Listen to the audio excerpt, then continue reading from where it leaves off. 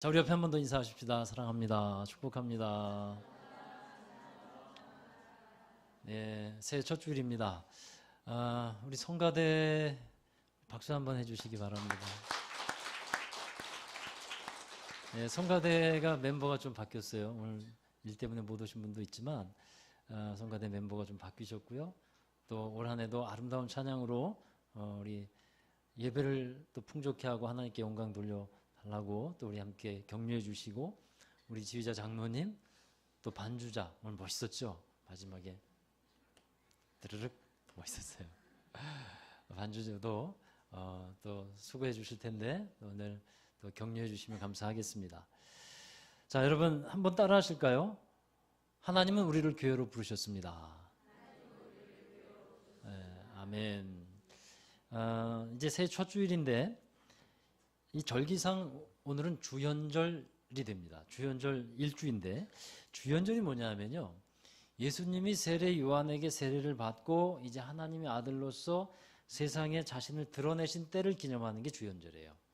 그러니까 예수님이 요한에게 세례 받고 물에서 올라오실 때, 그때 성경은 그 장면을 이렇게 묘사하는데, 하늘이 열리고 성령이 비둘기같이 예수님 머리 위에 임하셨다. 그러면서 하늘로부터 소리가 있었는데, 이는 내 사랑하는 아들이요 내 기뻐하는 자라.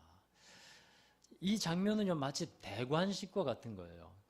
그래서 그 전까지 예수님이 하나님의 아들이 아니신 적은 없었습니다만, 이제 아직 주님의 때가 이르지 않았다가 30세가 되셨을 때 비로소 하나님의 나라를 위해서 사역을 시작하게 되시는 겁니다.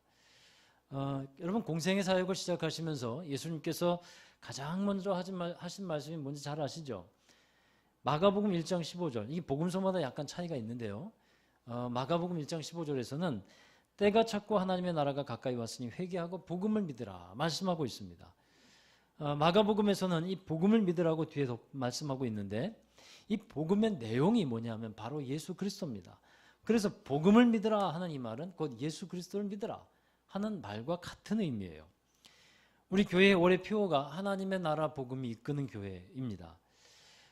우리가 나아가야 할 방향, 올해뿐만 아니라 계속해서 우리가 나아가야 할 교회의 방향이 바로 이 하나님의 나라의 복음입니다. 이런 말씀을 여러 번 드린 것 같아요. 우리가 예수님을 믿고 있는데, 여러분 예수님을 예수님께서 가장 많이 그리고 가장 중요하게 가르쳐 주셨던 내용이 뭡니까? 예수님이 설교도 많이 하셨어요. 그럼 무엇을 가르쳐 주셨습니까? 비유로 해서 가장 많이 가르쳐 주신 말씀이 뭡니까? 하나님의 나라였어요. 하나님의 나라를 비유로 이렇게 저렇게 많이 말씀해 주셨죠. 예수님은 가장 중요하게 그것을 가르쳐 주셨습니다. 우리가 예수님을 믿고 있다고 하는데 예수님이 무엇을 알려주셨는지를 모르고 있다면 그것도 아이러니한 거예요. 예수님은 하나님의 나라에 대해서 설명해 주셨고, 예수님께서 가시는 곳마다 하나님의 나라가 임하는 일들이 있었어요. 병든 자들이 치유받고 악한 귀신들이 떠나갑니다. 또 사람들이 온전케 되고, 가난한 자에게 또 그 당시에 죄인이라고 정죄받고 살아가는 사람들에게도 구원의 소망, 하나님 나라의 소망을 갖게 하셨습니다. 여러분, 이렇게 우리가 믿고 있는 복음 안에는 하나님의 나라의 역사가 들어가 있다는 거예요. 그래서 우리 교회가 새해를 맞아서 더 분명히 해야 될 것이 있다면 복음입니다. 복음 안에 사는 여러분과 우리 교회가 되기를 주의 이름으로 축원합니다. 복음 안에 구원이 있고 이 복음 안에 하나님의 능력, 기름 부으심이 있어요.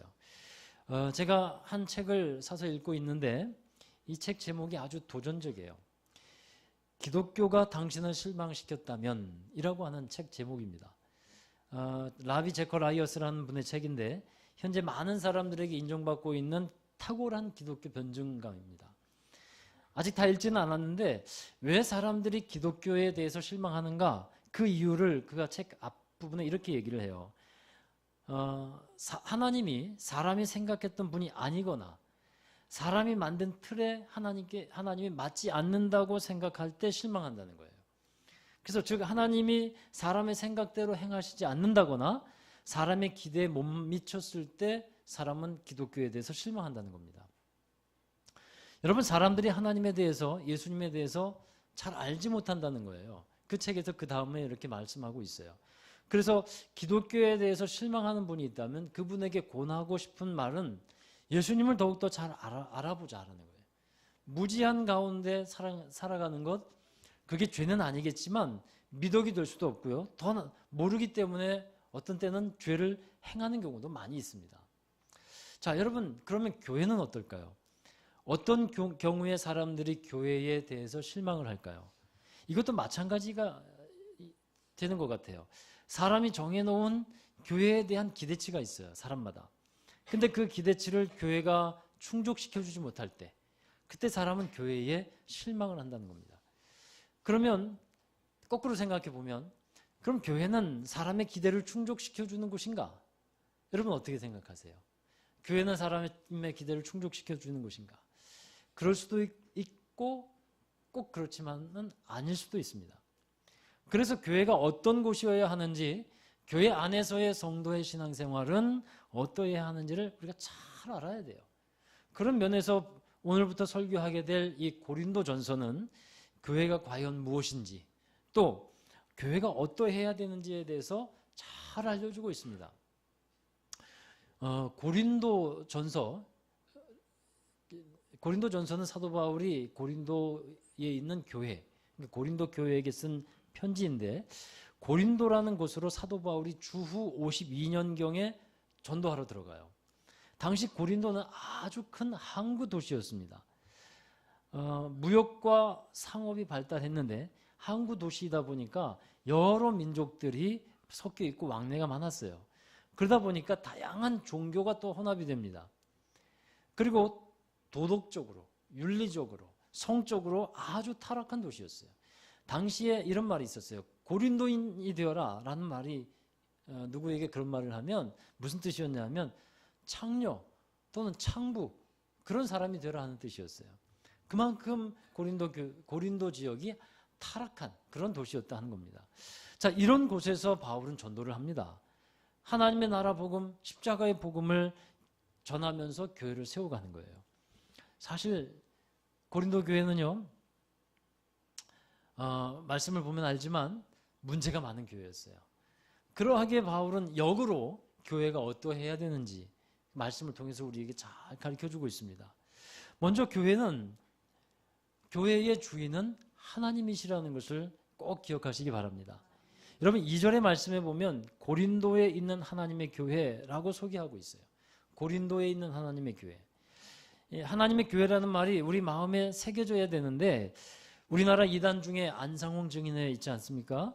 그 안상홍 증인회가 하나님의 교회라는 이름으로 간판을 걸고 모이고 있어요.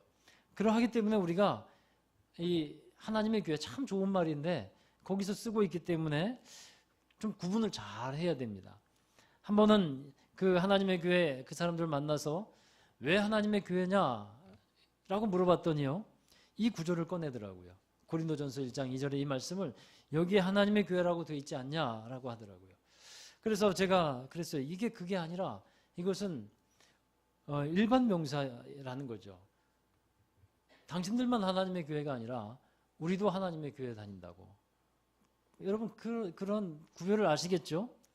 모든 교회는 예수 그리스도를 믿는 그 믿음 위에 세워진 교회는 다 하나님의 교회예요. 그래서 이 의미는 뭐냐면요, 교회의 주인과 교회의 주체는 하나님이시라 하는 말씀입니다. 마태복음 16장에 베드로가 주는 그리스도시요 살아계신 하나님의 아들입니다 라고 고백했을 때 예수님께서 베드로 칭찬하시면서 그 신앙 고백 위에 내 교회를 세우시겠다 했어요. 곧 예수님의 교회예요. 곧 하나님의 교회와 같은 말입니다. 그러니까 교회의 주인은 하나님이시라는 거예요. 교회의 주인이 하나님이 아닌 사람이 될 때 문제가 생기는 겁니다. 목사도 교회의 주인이 될 수 없어요. 그 어느 누구도 교회의 주인이 될 수 없습니다. 오직 교회의 주인은 하나님 또는 예수님인 줄로 믿습니다. 우리가 교회에서 주인 의식을 갖고 내 교회라는 의식을 갖고 신앙생활을 하는 것은 맞아요. 주인은 아니지만 주인 의식을 가져야 된다는 거예요. 그러나 내가 모든 것을 주관해야 한다는 것은 큰 문제라는 거죠. 하나님의 교회이기 때문에 하나님이 원하시는 것을 쫓아가고 그것을 따라가야 합니다. 하나님의 교회이기 때문에 하나님을 기쁘시게 하는 일을 찾아서 그 일을 감당해 나가야 할 줄로 믿습니다. 그 다음에 두 번째로 교회는 부르심을 받은 사람들이라는 겁니다. 부르심을 받은 사람들의 모임이 교회입니다. 우리 고린도전서 1장 2절의 말씀 다시 한번 읽어보실까요? 시작. 고린도에 있는 하나님의 교회 곧 그리스도 예수 안에서 거룩하여지고 성도라 부르심을 받은 자들과 또 각처에서 우리 주 곧 그들과 우리 주 되신 예수 그리스도의 이름을 부르는 모든 자들에게 아멘. 그러니까 여러분 이 말씀을 보시면 교회가 무엇인지를 알 수 있어요. 교회는 사람입니다. 특별히 믿는 사람들이 있어요. 여러분 교회는 건물이 아니에요.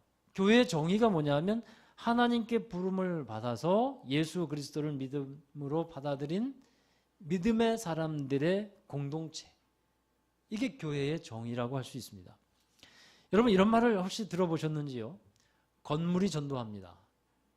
건물이 전도한다. 들어보셨어요? 교회는 건물이 아니기 때문에 건물이 전도한다는 말은 맞지 않는 것이 분명한데 그런데도 이런 말을 심심치 않게 하고 듣고 있습니다. 좀 그럴 때는 좀 착잡한 생각이 들기도 해요. 여러분 우리는 생각을 바꿔야 돼요. 말을 바꿔야 돼요. 건물이 전도하는 게 아니에요. 교회가 전도하는 겁니다. 교회는 건물이 아니고 믿는 사람들의 모임이에요. 예수 그리스도를 구주로 고백하는 사람들의 모임입니다. 바로 여러분들입니다. 그러기 때문에 전도는 우리가 하는 것이지 건물이 하는 게 아니에요. 교회가 무엇인가에 대한 본질적인 인식이 결여되어 있기 때문에 이런 얘기들을 하게 됩니다. 여러분 이 하나님이 우리를 부르셨어요. 이 부르심이라는 말 속에는 하나님의 주권적인 선택이 들어가 있습니다. 그래서 하나님의 부르심 자체가 은혜요 감사한 일이 되는 겁니다. 여러분이 이렇게 교회에 오셔서 함께 예배드리는 것 그게 뭡니까? 교회에 하나님께서 교회로 부르신 것에 대한 반응이 되는 거예요. 하나님이 나를 부르셨다는 것을 알고 그 은혜에 감사하면서 예배를 드릴 수 있는 것 그것이 은혜인 줄로 믿습니다. 그 부르심에 감사하면서 하나님을 예배하면서 사는 사람들 여러분 저는 정말 여러분에게 올해 이제 첫 주일에 정말 간절한 소원이 있다 한 가지 있다면 정말 올 한 해도 여러분 진정한 예배자가 되시기를 주의 이름으로 축원합니다. 어떤 일을 많이 하는 것 그거는 차차 후의 일이에요. 정말 먼저 우리가 갖춰야 될 모습은 뭐냐면 하나님을 예배하는 진정한 예배자가 되는 거예요. 여러분 여기에 예배를 드려주러 오신 분이 없기를 바랍니다.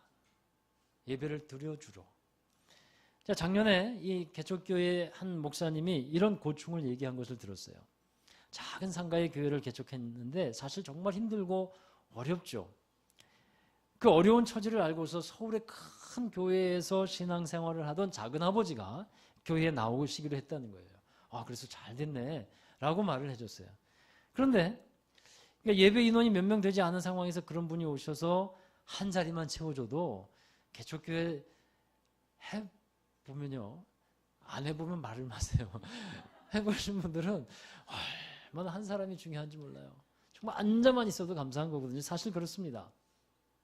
그런데 이분이 교회에 와서 예배를 드리는데 예배 시간에 예배를 드리는 건지 말씀을 듣는 것인지 잘 모르겠다는 거예요.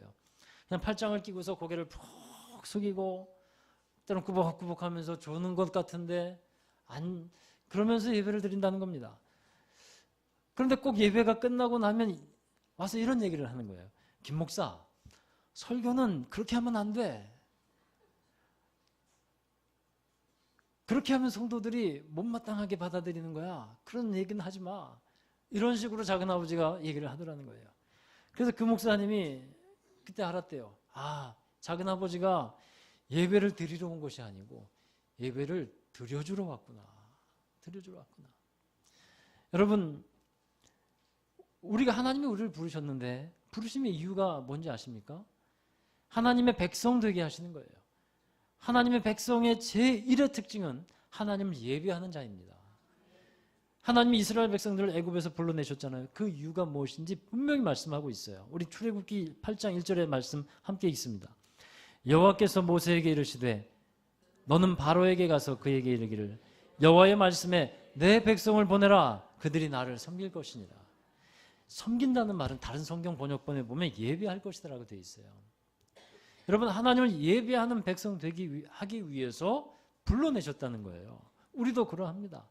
세상에서 우리를 불러내신 이유는 하나님을 예배하는 하나님 나라 백성 되게 하기 위함인 줄로 믿습니다. 그래서 오늘 말씀 2절에 보면 그리스도 예수 안에서 거룩하여진 성도, 이 성도가 바로 교회다. 그 성도가 하나님의 교회다라고 말하고 있는 겁니다. 그러니까 우리는 하나님이 우리를 부르셨으니 우리는 하나님의 거룩한 성도가 되어야 할 것입니다. 세상과 구별된 성도가 되어야 한다는 것입니다. 사도 바울이 고린도 교회 성도들에게 이 서신을 쓴 이유가 있는데, 고린도 교회를 개척한 때는 바울의 2차 선교 여행 중이었어요. 그리고 이 편지를 쓴 때는 3차 선교 여행 중이었어요. 에베소라고 하는 지역에 가서 주후 57년경에 이 서신을 씁니다. 약 5년 정도 지났을 때 고린도 교회에 서신을 쓰는데, 바울에게 들려오는 교회의 소식을 들어보니까 자기가 전한 예수 그리스도의 십자가의 복음을 사람들이 잘 받아들이지 않고 거기에서 많이 벗어나 있다는 것을 듣는 거예요. 그래서 교회 내에서는 바로잡아야 할 많은 문제가 있다는 것을 알았어요. 교회 내에 분열이 있었고, 부도덕한 그런 성적인 문제도 있었고, 성도 간에 고소 고발하는 일도 있었고, 잘못된 은사의 문제도 많은 문제들이 있다는 걸 알았어요. 그래서 사도 바울은 고민하는 겁니다. 무엇이 문제인가? 이 문제를 그럼 어떻게 다시 바로잡을 수 있을까? 하나님께 기도했을 거예요. 그에 대한 해답이 무엇인지 압니까? 다시 십자가의 복음으로 돌아가야 한다는 것이었어요. 그리스도 예수 안에서 거룩하여진 성도로 부름받았는데, 그렇게 되지 못하는 이유는 뭐냐 하면 십자가의 복음을 잃어버렸고, 세상적인 가치관, 세속적인 사상들이 교회에 자꾸 들어와서 혼합되어 버렸다는 거예요. 그러니까 거룩한 빛을 잃어버립니다. 여러분, 교회가 갖고 있는 전통적인 가치관이 있어요. 시대가 변하고 문화가 변하면서 그 가치가 적용되는 모습은 달라질 수 있지만, 정말 본질적이고 중요한 가치가 있는데 이 거룩함의 가치를 손상시키지 말아야 돼요. 우리는 대부분 행동에 대한 자유를 갖고 있습니다. 먹는 것에 대한 자유도 있고, 가고 오는 것에 대한 자유도 있어요. 여러분, 근데 그 자유가 믿음의 순수성, 또 성도의 거룩함을 훼손시키지 말아야 한다는 거예요. 이 정도는 문제가 될 것 없잖아요. 믿지 않는 사람들은 이보다 더 심하게 하는데 이 정도는 준수한 겁니다 라고 생각하고 말도 하는 때가 있는데, 그게 위험 수위를 넘기가 쉬워요. 여러분, 부르심을 받은 사람으로서 합당한 삶이 무엇인지, 세상과 구별된 삶이 어떠한지를 우리는 분명히 알아야 합니다. 그것이 능력이에요. 이 거룩한 구별에 대한 자신이 없으니까 세상에 나가서 어떻게 사는지 아세요? 이 거룩한 구별에 대한 자신이 없으니까 자신을 은폐해버려요. 자기가 그리스도인 것을 다른 사람들이 잘 알지 못하도록 합니다. 제가 이런 예화를 말씀드린 적 있죠. 한 회사의 과장님과 부장님이 같이 10년을 회사를 다녔는데 둘 다 크리스찬이에요. 그런데 둘 다 크리스찬인지 교회 다니는지 모르고 10년을 지내는 거예요. 그러다 어느 날 과장이 부장에게 말하죠. 부장님, 교회 다니셨어요? 나도 교회 다녔는데. 여러분, 왜 이런 구별함이 없을까요? 빛도 없이 이름도 없이 섬기라 그래서 그랬을까요? 거룩한 성도의 정체성, 또 자신감이 없기 때문에 그래요. 내가 그렇게 살지 않으면, 그러니까 그리스도인으로서 드러내서 살면 합당한 삶을 살아가지 못할 것 같으니까, 자신감이 없으니까 그렇게 살다 보면 세상에서 살아남을 수 없을 것 같아서, 자기를 드러내면 세상에서 살아남을 수 없을 것 같아서 자꾸 은폐하는 거예요. 그런 두려움 때문에 은폐하는 거예요.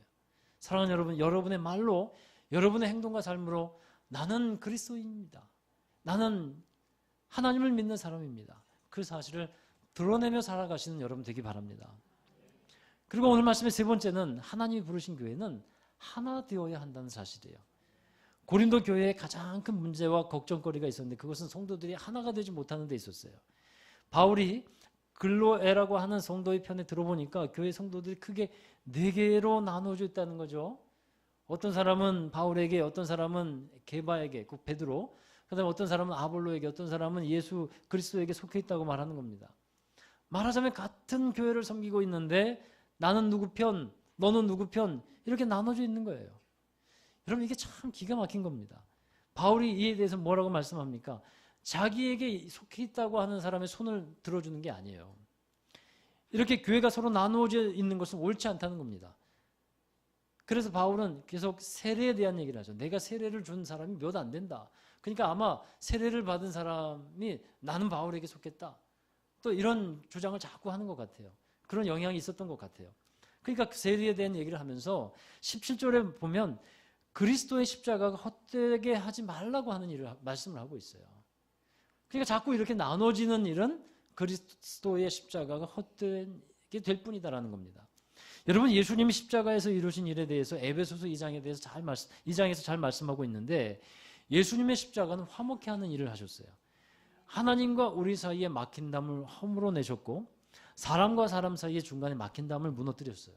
그래서 하나가 될 수 있도록 길을 열어주셨습니다. 그것이 예수님이 행하신 일인데, 성도들 간에 이렇게 분열하고 분쟁하고 나누어지는 것은 그 십자가를 헛되게 만드는 일일 뿐이라는 것입니다. 그래서 성경은, 사도 바울은 이렇게 권면하고 있어요. 고린도전서 1장 10절의 말씀입니다. 시작. 형제들아, 내가 우리 주 예수 그리스도의 이름으로 너희를 권하노니 모두가 같은 말을 하고 너희 가운데 분쟁이 없이 같은 마음과 같은 뜻으로 온전히 합하라. 그러니까 서로 하나가 되어야 하는데, 그것을 위해서 어떻게 하라고 합니까? 같은 말을 해라. 또 같은 마음과 뜻을 가져라 하는 것입니다. 여러분, 과연 이게 가능합니까? 우리가 서로 생각도 다르고 마음도 다르고 100명이면 100명이 다 달라요. 다 달라요. 같은 마음으로 같은 말을 하는 것이 그럼 가능할까요? 우리의 생각과 가치관은 다를 수 있습니다. 그러나 여러분, 같을 수 있는 길이 있어요. 그게 뭐냐면 복음 안에서 가능하다는 거예요. 그리스도 안에서 이게 가능해진다는 겁니다. 왜 사람들이 생각이 나누어지고 분열이 되는지 압니까? 옳고 그름의 기준이 자기 자신이 되기 때문에 그래요. 그래서 옳고 그름의 판단을 하는 기준이 되는 것은 자기 자신이 되어서는 안 돼요. 하나님의 말씀이 되어야 되고, 하나님이 되셔야 되고, 그리스도가 되셔야 할 것입니다. 그래서 우리의 삶의 기준을 그리스도께 딱 맞추는 겁니다. 우리 교회 생각은 다르고 뭐 취미도 다르고 환경도 다르지만 우리 여기 모든 생각과 판단과 삶의 기준을 그리스도께 딱 맞춰가는 거예요. 그렇게 되면 하나가 될 수 있는 겁니다. 할렐루야. 여러분, 건강한 교회는요, 또한 강단에서 되어지는 말과 여러분의 말이 같아야 돼요. 저도 말씀을 전할 때 이런 노력을 합니다. 이렇게 말하는 것이 하나님의 뜻인가 아닌가, 이 점을 생각하고 분별하고 말씀을 전하려고 해요. 여러분, 만약에 그것이 맞다고 한다면 여러분은 저와 같은 마음으로 또 같은 말을 할 수 있게 되기를 주의 이름으로 축원합니다. 강단에서 전해진 말과 여러분의 말이 다르다면 능력 있는 교회가 될 수가 없어요. 같아야 합니다. 사랑하는 여러분, 저는 우리 교회가 올해 더욱 하나 되는 교회가 될 수 있기를 바랍니다. 그것을 위해서 서로 교제도 해야 돼요. 또 여러 가지 필요한 노력도 있어야 할 것입니다. 그런데 그 모든 것이 잘 된다고 해도 가장 중요한 것이 있어요. 복음으로 하나 되어야 돼요. 영적으로 하나 되어야 합니다. 이것이 되어지지 않는데 친교만 이루어진다. 이것도 문제가 되는 겁니다. 우리는 복음으로, 말씀으로 하나가 되어야 합니다. 여러분, 우리가 하나님께 부름을 받은 이유가 무엇이겠습니까? 하나된 교회를 이루어서 복음을 전하며 하나님의 나라를 이루어가는 것인 줄로 믿습니다. 우리를 함께 살아가게 하시기 위해서 같은 교회로 불러주셨어요. 우리는 믿음의 길을 가는 동반자이기도 하고요, 또 믿음의 수고를 함께하는 하나님의 나라의 동역자이기도 합니다. 지금은 혼자서 살아가는 것, 현대는 점점 간섭받지 않고 살아가는 것을 사모하는 시대가 된 것 같아요. 그래서 그런 프로가 아주 TV에서도 잘 방영되고 있고요, 또 사람들이 그런 것을 동경하기도 합니다. 그런데 여러분, 기억하십시오. 세상은 그렇게 갈지 몰라도 하나님은 우리를 그렇게 부르지 않으셨어요. 하나님은 우리를 교회로 부르셨고, 가족으로 부르셨고, 공동체로 부르셨습니다. 그래서 우리가 함께 가야 합니다. 함께 가면 외롭지 않습니다. 함께 가면 더욱 풍성해집니다. 함께 하면 나를 위해 기도해 주는 사람이 있고, 또 나를 기다려주고 나를 위해 웃어주는 사람이 있고, 울어주는 사람이 있습니다. 그래서 더욱 풍성해집니다.